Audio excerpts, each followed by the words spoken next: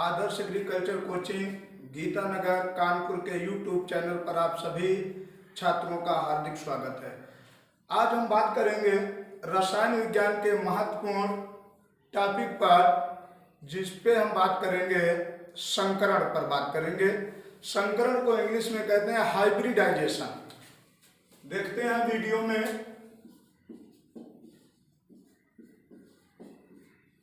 संकरण, इसको इंग्लिश में कहते हैं हाइब्रिडाइजेशन। इसमें करते क्या है, कोई भी यौगिक दिया होता है उसका संकरण निकाला जाता है। कोई भी यौगिक दिया जाएगा उसका क्या निकालना है, आपको संकरण निकाला जाएगा। तो सबसे पहले हम संकरण जैसे देख लेते हैं कि संकरण के लिए होता क्या है। जैसे 2 लिख लिया, 3 लिख लिया, 4, 5, 6 और 7। इनके लिए संकरण आता क्या है, जैसे कह देगा 1s + 1p = क्या हो जाएगा, EsP। यदि दो किसी के लिए भी नियम हम बताएंगे, यदि 2 संकरण आएगा तो क्या हो गया, एक S का हो गया, एक क्या हो गया, P का हो गया। इसी तरीके से यदि 3 आएगा तो क्या आएगा, sp2। 4 आएगा तो क्या आएगा, sp3। फिर क्या आएगा, sp3d1, sp3d2 और sp3d3। इसको बनाने का तरीका देख लो। sp से आप चालू करोगे, फिर क्या लिख दोगे, 2 लिख दोगे, 3 लिख दोगे। उसके बाद 3 के बाद 1 किसी के ऊपर लिखा नहीं जाता है। जब आप संकरण निकालोगे वो गिना जाता है। जैसे यहां देखो, गिनने के लिए क्या है, D1 नहीं लिखा जाता, 1, 3, 4 और 1 क्या हो गया, 5। ये देखो क्या है, 5 है।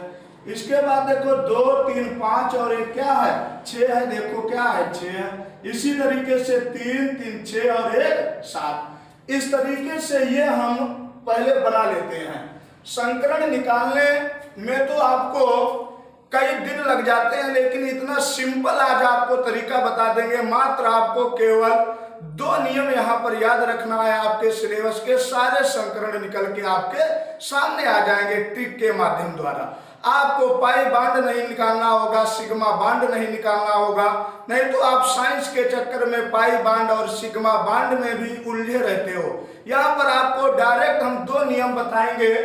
दोनों यदि ये नियम आपको मालूम है तो निश्चित तौर पर आप किसी भी यौगिक का संकरण निकाल सकते हो। तो देखते हैं, नियम नोट कर लो। तो नियम होता क्या है, जब भी कोई यौगिक दिया होगा, जब भी कोई यौगिक का संकरण निकालना है,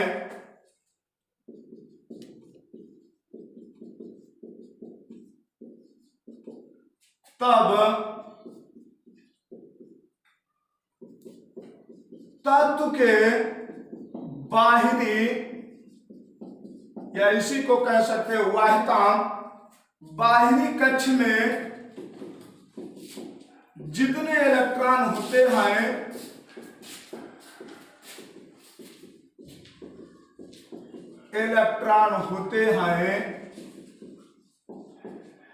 उनको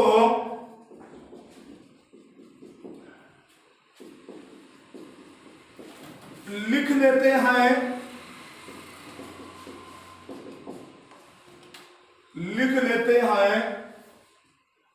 जोड़ने पर यदि संख्या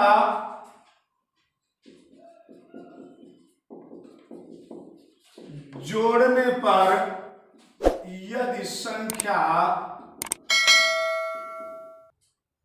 8 या 8 से कम आती है,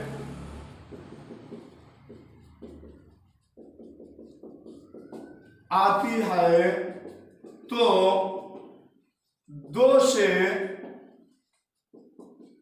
भाग देते हैं, संकरण प्राप्त कर लेते हैं।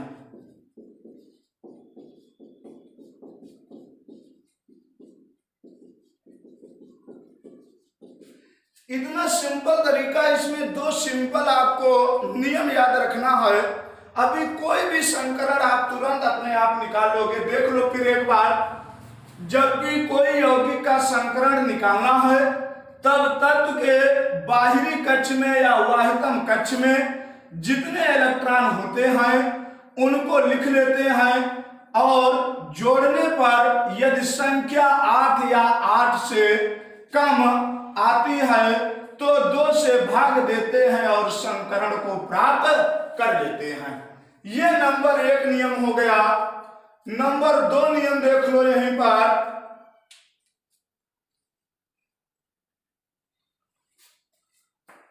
दूसरा नियम यहीं पर देख लो, उसके बाद अभी एग्जाम्पल के माध्यम द्वारा आप समझना, आपको अच्छी तरीके से समझ में आएगा। नंबर 2 नियम देख लो। यदि किसी भी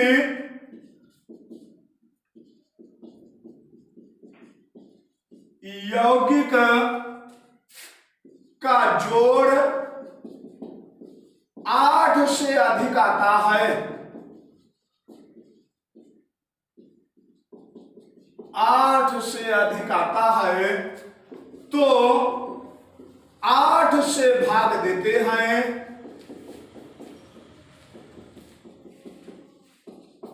संकरण प्राप्त कर लेते हैं।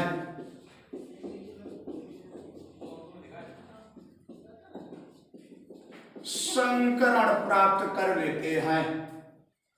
नंबर 1 हमने बताया था, फिर देख लो हम रिपीट कर रहे हैं। जब भी कोई यौगिक दिया होगा उसके वाहितम कक्ष में भैया जितने इलेक्ट्रॉन होंगे उनको जोड़ लेंगे।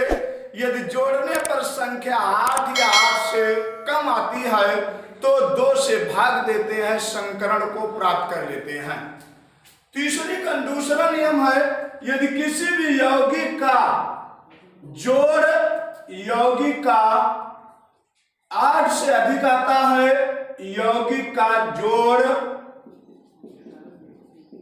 8 से अधिक आता है तो 8 से भाग देते हैं, संकरण प्राप्त कर लेते हैं। यहीं पर अंडरलाइन करके लिख लेना,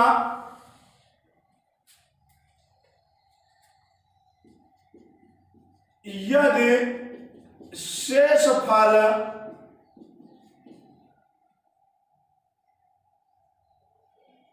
दो बचता है तो उसका आधा करके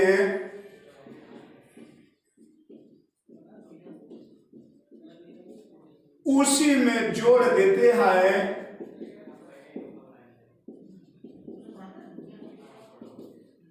संकरण प्राप्त कर लेते हैं।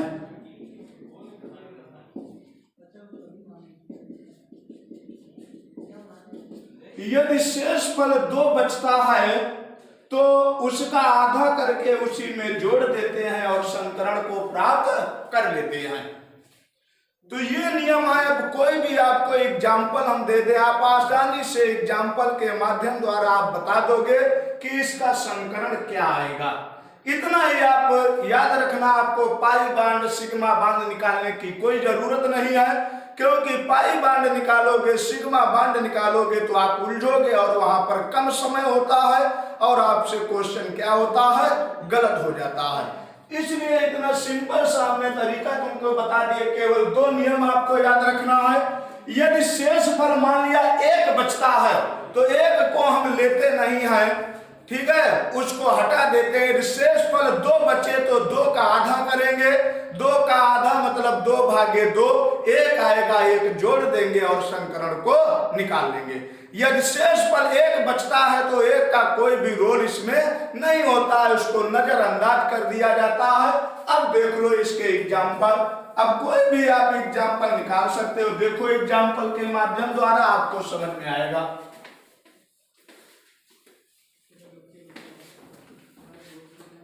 देखो ध्यान से एग्जाम्पल जैसे हमने मान लिया MnH3, इसको कहते हैं अमोनिया। इसका संकरण निकालना है, वहां पर ऑप्शन आएगा sp, sp2, sp3, sp3d1 इत्यादि इस तरीके का आपका वहां ऑप्शन आएगा। तो देखो कितना सिंपल सा तरीका है। नाइट्रोजन है, नाइट्रोजन के वाहितम कक्ष में कितना इलेक्ट्रॉन है, परमाणु क्रमांक 7 होता है, 2,5। नाइट्रोजन के वाहितम कक्ष में भैया कितना इलेक्ट्रॉन आ गया, 5 आ गया, 5 लिख लिया। प्लस हाइड्रोजन का परमाणु क्रमांक 1 होता है, इसका sp-dm में इलेक्ट्रॉनिक विन्यास करोगे तो बाहरी कक्ष में कितना इलेक्ट्रॉन आ जाएगा, 1।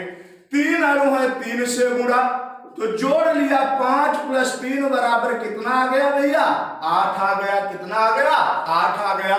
तो पहला ही नियम हमने बताया था, यदि किसी भी यौगिक का जोड़ 8 से कम या 8 आता है, ठीक है, तो कितने से भाग देते हैं, 2 से भाग देते हैं।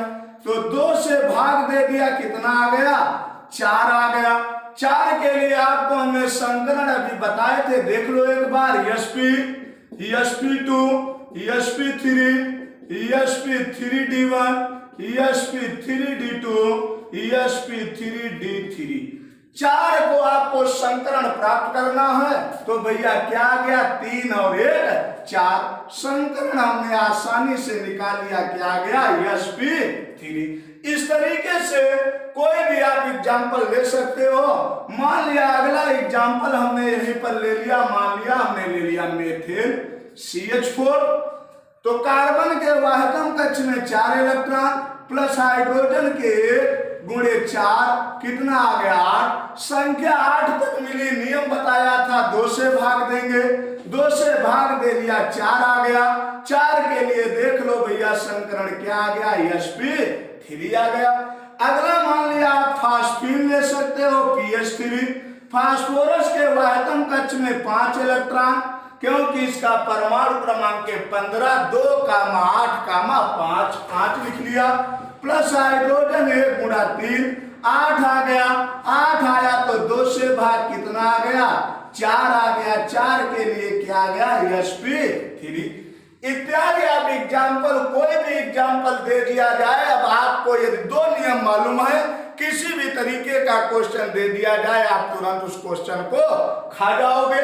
अब देखो अगला एग्जाम्पल हम देते हैं। मान लिया कोई भी एग्जाम्पल यदि आपको तरीका मालूम है, तो संकरण से क्वेश्चन आपसे कभी भी गलत नहीं हो सकता है। जैसे हमने मान लिया दे दिया, आपसे एग्जाम्पल कह दिया NH4+ दे दिया, इसको कहते हैं अमोनिकल। तो नाइट्रोजन के वाहितम कक्ष में 5 इलेक्ट्रॉन प्लस हाइड्रोजन 1 × 4 कितना आ गया, 9। जितना यौगिक के ऊपर धनात्मक चार्ज दिया जाता है वो क्या करते हैं, माइनस करते हैं। तो यहाँ पर 8 आ गया, 8 को भाग दे लिया, 4 आ गया। 4 के लिए संकरण भैया क्या आ गया, sp3 आ गया। अगला देख सकते हो एग्जाम्पल, जैसे PO4 -, 3 माइनस हमने मान लिया चार्ज दे दिया। तो फास्फोरस के वाहितम कक्ष में 5 इलेक्ट्रॉन प्लस ऑक्सीजन के वाहितम कक्ष में कितना, 6 इलेक्ट्रॉन, 6। 4 अणु है, 4 से गुणा, तो 5 6 × 4 कितना आ गया, 24 आ गया। 24 5 कितना आ गया, 29 आ गया। जितना यदि माइनस चार्ज दिया होगा तो प्लस करेंगे, यदि प्लस दिया होगा तो माइनस करेंगे। तो यहाँ माइनस दिया है तो +3 कितना आ गया, 32। सेकंड नियम में पहुंच जाओ, बताया था सेकंड नियम, यदि किसी भी यौगिक का जोड़ 8 से अधिक आता है तो 8 से भाग देते हैं। तो 8 से अधिक आया 32, 8 से भाग दे दिया, कितना आ गया, 4 आ गया। 4 के लिए क्या आ गया, sp3। इस तरीके से हम संकरण प्राप्त कर लेते हैं। और एक एग्जाम्पल देख लो। मान लिया हमने एग्जाम्पल दिया ClO2 और कह दिया 1-, तो क्लोरीन के वाहितम कक्ष में 7 इलेक्ट्रॉन प्लस ऑक्सीजन के 6 × 2, 7 प्लस कितना आ गया, 12। 12 7 कितना हो गया, 19। 1 माइनस है तो क्या कर दिया, प्लस है, कितना आ गया, 20। 20 आया तो कितने से भाग, 8 से भाग, तो कितना आया, 8 दूनी 16 आ गया। कितना आ गया, 16। 2 4 शेष बचा। 4 शेष बचा तो क्या कर दिया, जितना बताया था शेष बचता है उसका आधा करके उसमें माइनस कर देते हैं। तो यहाँ शेष बचा हमारा 4, 4 में 2 से भाग दिया 2 आया, 2 + 2 आ गया, क्या आ गया संकरण sp3 आ गया।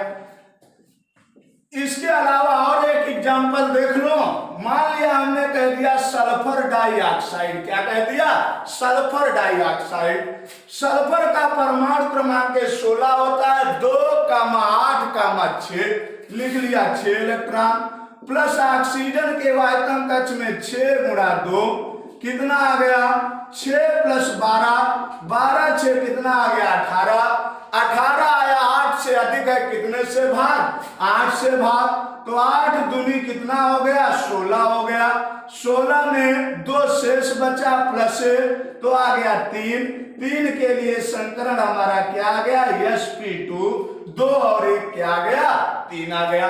इस तरीके से कोई भी एग्जाम्पल दिया जाता है तो आपसे तुरंत आंसर निकल आता है कि इसका संकरण क्या होगा। इसके बाद इसी में हम बात कर लेते हैं कि ये तो हमने संकरण के लिए, आगे चैप्टर जब आएगा तो हम रासायनिक बंध में बताएंगे कि पाई सिग्मा कैसे निकालते हैं। इसी में 2-4 बातें और हम बात कर लेते हैं कि कार्बन के निम्नलिखित कितने अपर रूप हैं। नोट कर लो, बहुत ज्यादा पूछा जाता है। कार्बन के निम्नलिखित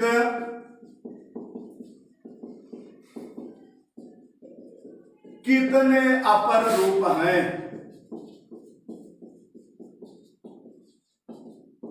तो कितने हैं भैया, 5 हैं। ले लो, नंबर 1 हीरा, number 2 graphite, number 3 charcoal, number 5 काष्ठ कोयला,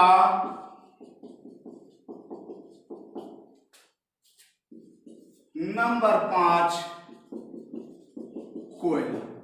हीरा, ग्रेफाइट, चारकोल, काष्ठ कोयला और कोयला। अब पूछा जाता है, हीरा को कहते हैं डायमंड भी कह देते हैं, क्या कह देते हैं, डायमंड कह देते हैं। ये टेट्राहाइड्रल होता है, क्या होता है, टेट्राहाइड्रल होता है, नोट कर लेना। और ये होता है षटभुजाकार हेक्सागोनल, अंडरलाइन कर लेना। अब इसका संकरण होता है sp3, अंडरलाइन कर लेना। इसका संकरण होता है sp2। अब इसमें क्वेश्चन पूछा जाता है, हीरा विद्युत का होता है, बहुत ज्यादा पूछा जाता है, तो यहीं पर लिख लो, हीरा विद्युत का होता है कुचालक। ग्रेफाइट विद्युत का होता है सुचालक, अंडरलाइन कर लो। दोनों में से ही एक क्वेश्चन पूछा जाएगा कि कुचालक क्या है, सुचालक क्या। हीरा विद्युत का कुचालक होता है, ग्रेफाइट विद्युत का सुचालक होता है। कुचालक ध्यान से सुन लो, वहीं पर कुचालक उन्हें कहते हैं जिनमें विद्युत धारा आसानी से प्रवाहित नहीं होती है। कुचालक उन्हें कहते हैं जिनमें विद्युत धारा आसानी से प्रवाहित नहीं होती है। सुचालक उन्हें कहते हैं जिनमें विद्युत धारा आसानी से प्रवाहित हो जाती है। अगला क्वेश्चन यहाँ पर देखो, तो सबसे पहले आपसे हमारा यही निवेदन है, जिन्होंने चैनल को अभी तक सब्सक्राइब नहीं किया है, घंटी नहीं दबाया है, तो वो चैनल को एक बार सब्सक्राइब कर ले और घंटी दबा दे, जिससे ज्यादा से ज्यादा लोगों के पास वीडियो पहुंच सके। क्योंकि संकरण आपको काफी लंबा चैप्टर है, इतना सरल तरीका आपको कोई भी नहीं बता सकता है। इतना आसान हमने तरीका आपको बता दिया है कि संकरण आपको निश्चित तौर पर कभी भी आप किसी को भी बता सकते हो कि इस तरीके से संकरण हम 1 मिनट में तुरंत निकाल के बैठ जाएंगे। उसके बाद बात आती है कि इसके बाद आपसे क्वेश्चन रटा रटाया पूछा जाता है कि निम्न में कार्बन का अपर रूप नहीं है। नोट कर लो, लगातार पूछा जाता है क्वेश्चन कि निम्न में कार्बन का पररूप नहीं है। निम्न में कार्बन का पररूप नहीं है।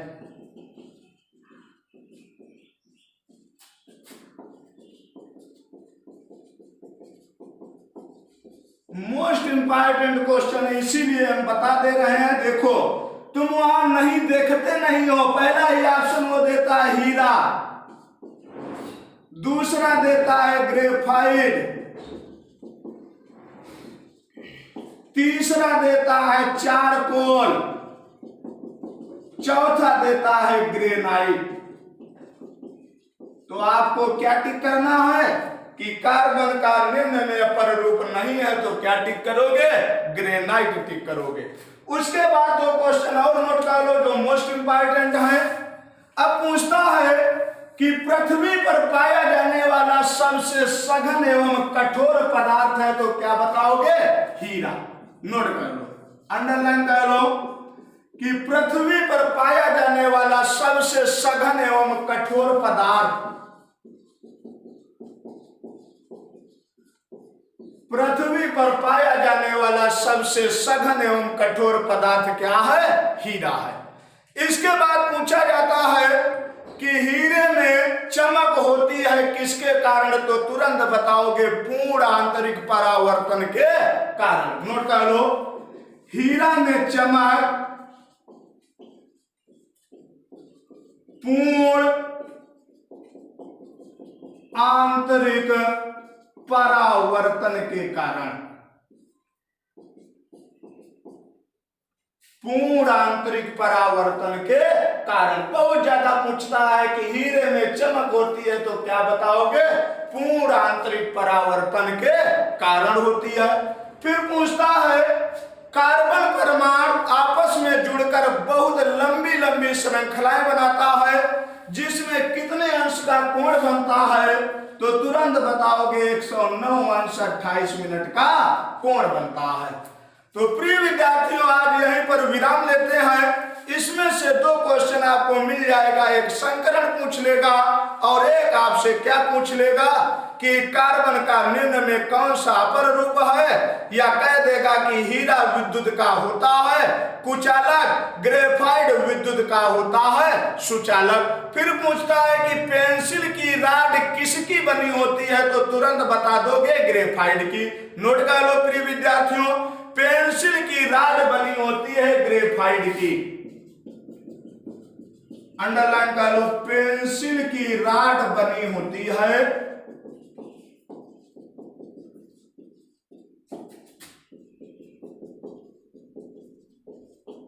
पेंसिल की राड बनी होती है ग्रेफाइट की। बहुत ज्यादा पूछा जाता है। तो निश्चित तौर पर जब तक आपका लॉकडाउन चलेगा कोरोना महामारी के लिए, तब तक आपको निश्चित तौर पर जितना आपका सिलेबस है वीडियो के माध्यम द्वारा, पीडीएफ के माध्यम द्वारा, जिन्होंने अभी हमारे चैनल से नहीं जुड़े हैं उनसे हमारा यही निवेदन है कि टेलीग्राम में ऐप डाउनलोड करके टेलीग्राम में ज्वाइन हो जाए। उसके बाद हमारे यूट्यूब चैनल को सब्सक्राइब कर लें, बेल आइकन घंटी दबा लें, जिससे आपको मोस्ट इंपॉर्टेंट वीडियो 3 मई तक, जब तक लॉकडाउन रहेगा, निश्चित तौर पर आपको मिलते रहेंगे और इन्हीं से आपका यूपी कैडेट BHU ICR में काम चल जाएंगे। इसलिए वीडियो को स्टार्ट से लेकर लास्ट तक देखें, कहीं ना कहीं से क्वेश्चन आपको निश्चित तौर पर मिल जाएगा। आप यहीं पर विराम लेते हैं। नमस्कार।